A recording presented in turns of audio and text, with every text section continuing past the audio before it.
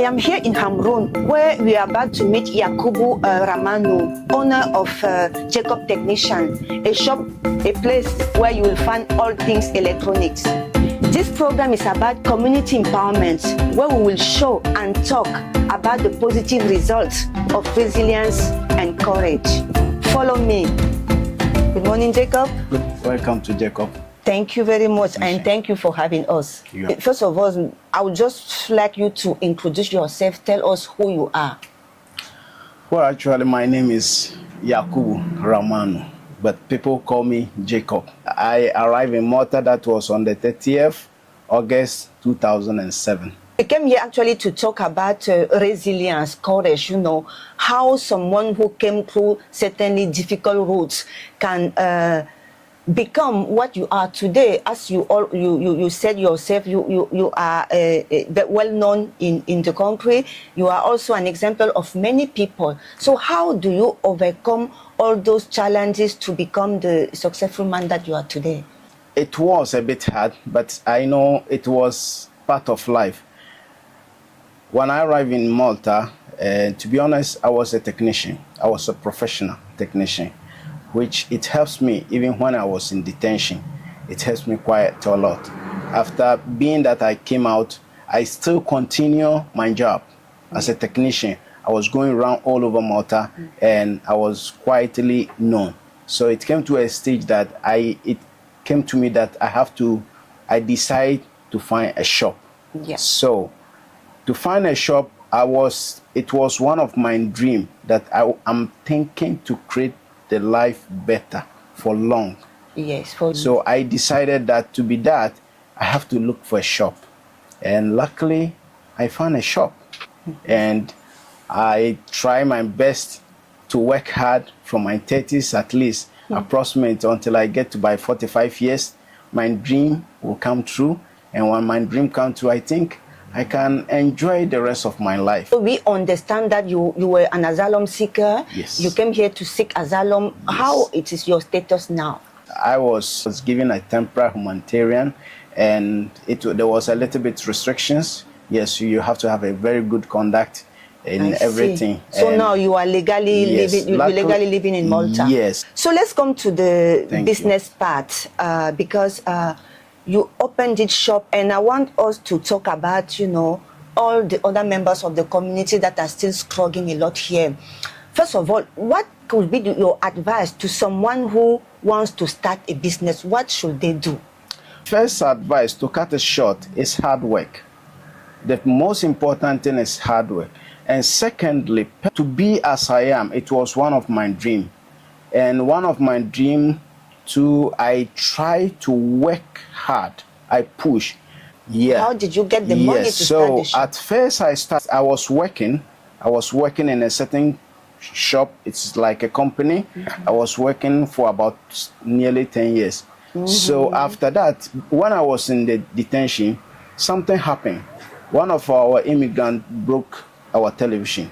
And one of the DS, the detention center service, one of them came out, and then there was one of my cousins. He told them that I'm a good technician. So that was where I was lucky, and then they brought me out to fix the television. Luckily, I fixed the television, and then from there they started. You became the technician of the detention. in the detention. So, and my reputation was good. I was very respectful. I was very honest, respect. So it continued, and then some of the DS they try me to see if I know the job, and luckily they found that I'm a very good technician. And when I came out, I was living in Halfa, and in Halfa I was also the same technician. So it was luckily, and then I started going around. People were still introducing me to others, and I'm every day going around all over Malta, Gozo, Bujuba. While working a full-time somewhere else? Yes, I'm working at full-time somewhere. I work from Monday to Friday. And then especially if I have some emergency, like repairs, after work, I close at 7. After work, I just go straight.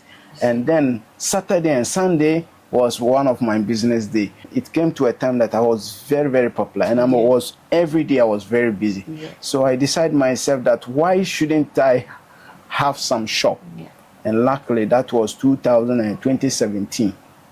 And I found this shop. The lady I found was, her name was Polly. So we divided the shop. Yes. I was paying half and she was paying half. Oh. And then it started from there. And luckily, the point is, as I said, hard work always shows for your dream to come true. Yeah. At that time, I was working very, very hard. She saw when I closed from work and I took my salary, I took salary every week. Yes. From my shop, Electrotech. When I take the salary, I just go straight buy the electronics like covers and etc. Then I come and put them. And then I started. By time goes on, she see the way I was very hard working, and I'm spending time. I doesn't take rest. And then she told me, listen, I'm seeing you are running out of money. You need money to improve your business. And she told me there is some company called Malta Microfinance. They help people to those that they start a new business. They help them to lift up. She took me there, and that was 2017. Luckily, what they need, I have it. They need the VAT number, and they need some things that will improve. That yes, the money I need it purposely for business. Yes, and that you could repay. Yes, everything that they need, I have it. And luckily, the loan was given. It was like a lucky loan. Believe me, since I start with the loan, business starts growing up. And I was working hard. So you still had your full-time job, or you quit your job? At that time, I was working as full-time. And then I cut it. So what I would do is I will be working half day from him. To be honest, I was working really, really hard. Okay. Any income that comes in, I push it in. Any money, I don't keep money aside. I hear that. So you were lucky because you already knew the job. That is, you were already a technician. So continuing to work on that field was actually the positive aspects of your business, because you could actually help people directly. But also, you are not mentioning family, because we also know that a lot of people from the community struggle because they need money for their family, they need money to send back to. How do you struggle with all those needs? Everyone have family, but sometimes we have some things that you have to fight, you have to create for the future. That is something we call aim. You have to have aim. The aim is, I was giving quite a lot to my family back home, but it get to a stage that I know to myself, I was young, I was in my 30s, I can work harder to achieve more, to create the better future. At a certain point, did you cut the support to your family, or did you continue? I didn't cut the support. I was still supporting the family, and I was, as I said, I was personally cutting some of my personal part, like to buy some expensive. So you were sacrificing yourself here. Yes, I was sacrificing myself to create the better future. You've heard about the boats that arrived in Italy 3 days ago with over 6,000 migrants from Africa arriving in one day. We know how difficult is the situation in Italy now with unemployment. And my question will be, what advice will you give to a young person still in Africa who is planning to come to Europe today? Well, my advice is, Africa is very hardly, but most of times is due to knowledge or knowing. It's something that we don't know. The way I was working hard here, to be honest, if I was working back home like that, I could have made it. I could have made it. But at that time, I was feeling like, there is better ahead or something. Like when I was coming to Malta, my aim, my dream was that I'm not coming to Europe to look how the beauty is, to be honest, with all due respect. Not the beauty of Europe. I put it in my mind as my aim that everywhere that I will arrive, even if it is in a part of any continent, that is even in a village. And I think I can continue the better life. I will stay there. It is about the way you feel and how you can. And I will stay there, and I will fight and struggle and work hard to build the future. Thank you for that answer. It is a very much controversial topic, because we know that life can be very hard in Africa, and so thank you for that. Okay, now you are here in Malta, of course. I suppose that you didn't come by a flight, So how was journey through from your country, Togo, to Malta? From Togo to reach here, it wasn't easy. It was a long time, long of years and etc. I did my education in Ghana, and even I learned electronics in Ghana.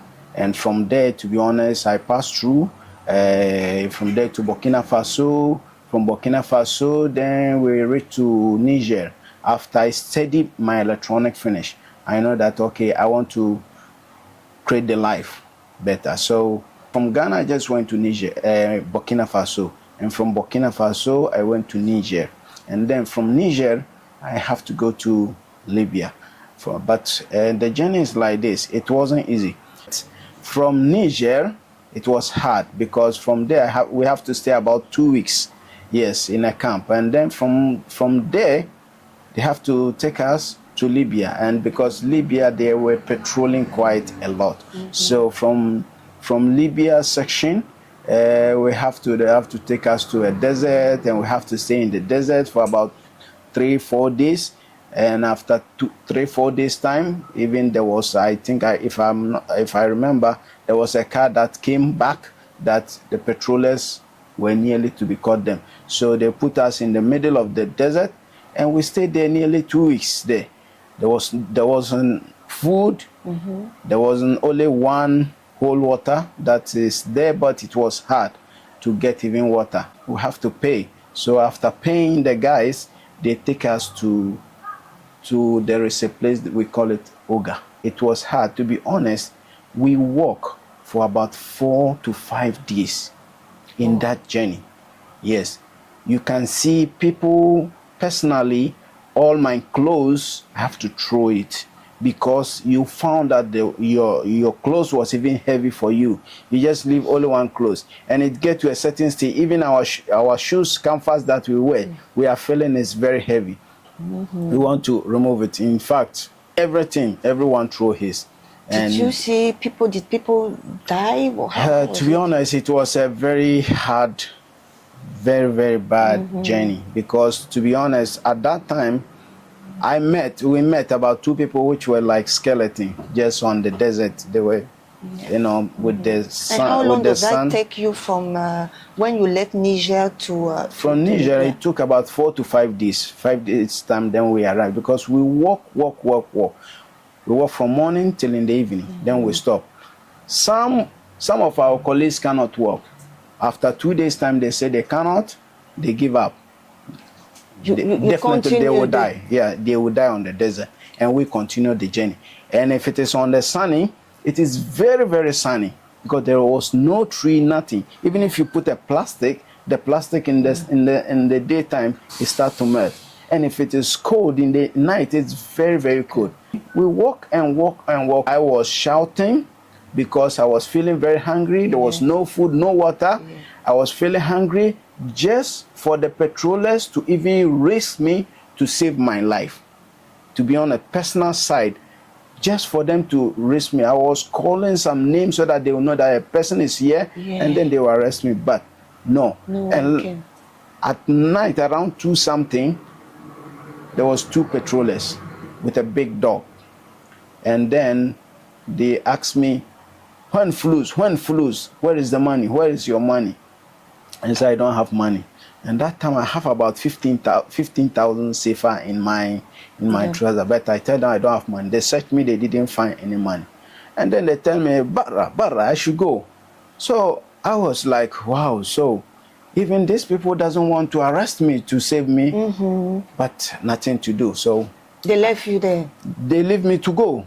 They say I should go because they were looking for, if I have money, They just take the money, and then I continue. And then around 4 o'clock something, then luckily I reached some But at that village. time, you were on your own? I was on my own, because at that time, that minute, all the people were, everyone is fight for your life. So everyone. So you managed I to reach managed to Libya. reach some certain village, and there, luckily, I have to pay to a certain driver about 13,000 sefa. He took me to the city. That is called, I think, Obari. He took me to there, and then from there, we managed to start the journey from there. Just a brief experience of your stay in Libya. How was it? Well, Libya was very, very hard. I think through all my journey, this is my first travel I make in my life, but Libya was very, very hard. Hard? How were you jailed? Yes, the point is, there was no something like human right, and they don't respect foreigners at all. So, and there, it was like we used to work from site to site, because I make the electronics, and then it's like, due to being hard, we want to come to Europe, we have to work from this city to this city, from this city to this city. Yeah. When you get money in this city, you use that money to pay, and then you go to another city. Yeah. From Gatron, then I manage to get out, and then I have to go to Murzuk. So from Murzuk, I have to work there about nearly 4 months or something. Yeah. Then I have to use the money, some to pay from Murzuk to Tripoli. So from Tripoli, then I continue working until I get my money to across the sea to Malta. So how long did you stay in Libya, that period? In Libya, I stay about 9 months. Oh, that's a lot. Yeah, I stay about 9 months. I mean, you said everything, that they don't respect human rights, so I guess that you were out of jail. Did you experience also the detention in Libya? The detention was a long story. It was very, very hard. It's a very, very, very hard, but it's something that sometimes if you say everything, they feel like, no, it shouldn't be, but it is. Yeah. It was very, very hard in detention. Personally, I was one of the lucky ones, because I found some money, and then I used the money. I have to pay, because the police, they take bribe. Yes, they took us to a city called Tumu. Yeah. Tumu is in between Libya and Niger. We were there to be deported back to Niger. Yeah. And the Niger police did not accept. So they return us back again, and then to the Tumu, and then from the Tumu they send us back to the Gatron. Anyway, we understand that it was a struggle all the way. You gave your opinion about, why should a man come from Africa to Europe, considering how difficult it is. Just the last one thing I would like you to do is to kind of introduce us to your shop. What do you sell? How can you support someone who wants to fix the phone or buy a new phone? I don't know. Can you just... Personally, to be honest, this is, as I said, this is Jacob Sales and Repair. I was a professional technician, and I'm still a professional. When I came to Malta, I still used to, I want my education and my knowledge, my experience in electronics should still go ahead. I still went for the IT, and I passed, and then I can see I have my certificate still in Malta. And then, as I said, since I opened the shop, I work quite hard. And this shop is a shop that I open every single day. This is Jacob Sales and Repair. I was a professional technician, and I'm still a professional. When I came to Malta, I still used to, I want my education and my knowledge, my experience in electronics should still go ahead. I still went for the IT, and I passed, and then I can see I have my certificate still in Malta. So I always try with my knowledge to look for something which is more reliable and more good, which can help the people. Because normally, if the people buy something and it's still got defect, they will still come back to me because I'm a doctor.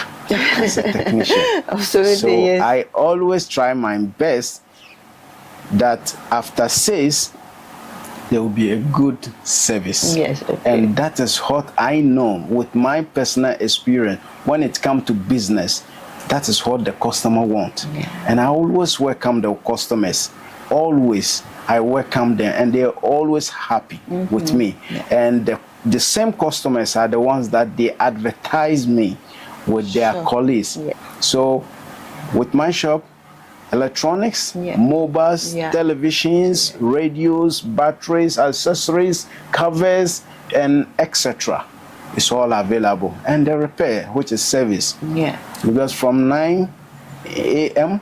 till almost sometimes 7 and sometimes till 9. Thank you very much indeed. It was a pleasure talking to you. All the advice, all your experience, all the stories that you told us, I think that they will make for a good reportage that we came to do today. Thank but you. also they will inspire certainly some young people, Thank not you. only here in Malta, but also in Africa. Thank because you. it's about, what do I want to do for my life and how do I want to do it. Well, in Europe, I personally, with my experience that I know is hard work count.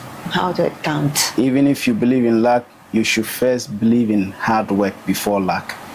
If your luck will come true, it will depend on your hard work. Yes. If you want your dream to come true, it will depend on hard work. And I'm Thank very you very happy much. meeting you. Thank you. Yeah. Thank you. Thank You're you. welcome. Thank you. You're welcome.